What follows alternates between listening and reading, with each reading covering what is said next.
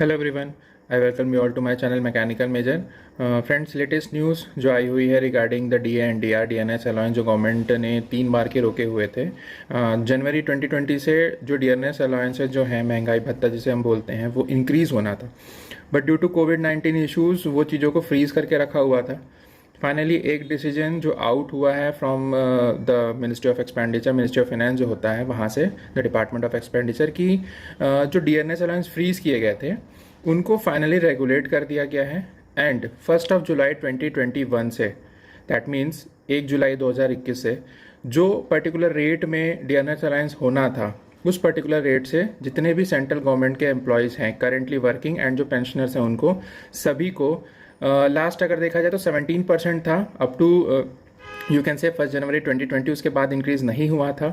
Basic अगर increase देखा जाए तो वो था टोटल ऑफ 11%। अगर हम जो हाफ मंथली अगर उनके इंक्रीज़ को देखें तो 3 बार का इंक्रीज़ टोटल 11% था, पहले 17% चल रहा था। So as of now total increase अगर देखा जाए और अभी जो सेट किया गया 1 जुलाई 2021 को, एंड दैट इज़ द 28%, मतलब 17 से सीधे 28% कर दिया गया है, 11%। ऑल दो 3 बार का जो मिलना था वो इंक्रीज़ हुआ है अभी 28% से 1 जुलाई 2021 से। सभी की सैलरीज वैसी बनेगी अप टू द डीए जो है बेसिक में आपका 28% ऐड होके आपकी सैलरी में आएगा।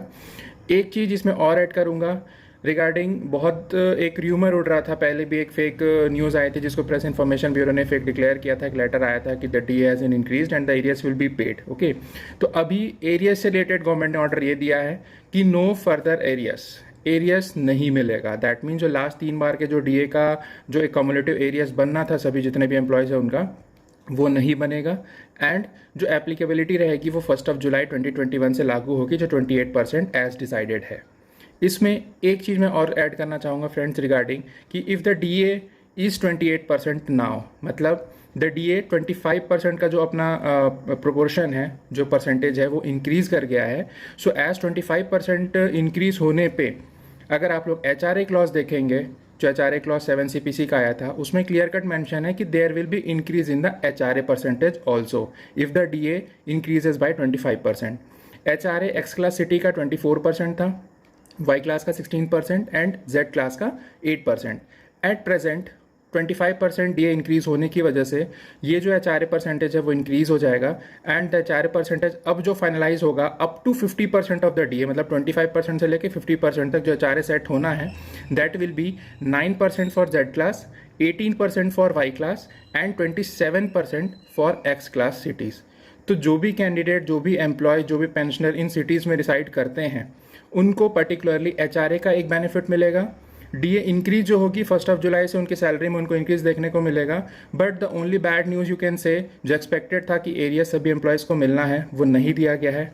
Reason why the government is not going to the not paying to the employee, because सबसे अगर देखा जाए जितने भी सेंट्रल गवर्नमेंट एम्प्लॉयज़ हैं, एडमिनिस्ट्रेटिव कैडर हो, जो भी कैडर हो, सर्विसेज के हो, दे ऑल्सो नो कि the only people working during this कोविड-19 टाइम, ठीक है, जो फ्रंट लाइन वर्कर्स जिनको बोला गया था, डॉक्टर्स के अलावा भी देखा जाए तो गवर्नमेंट एम्प्लॉयज़ भी थे।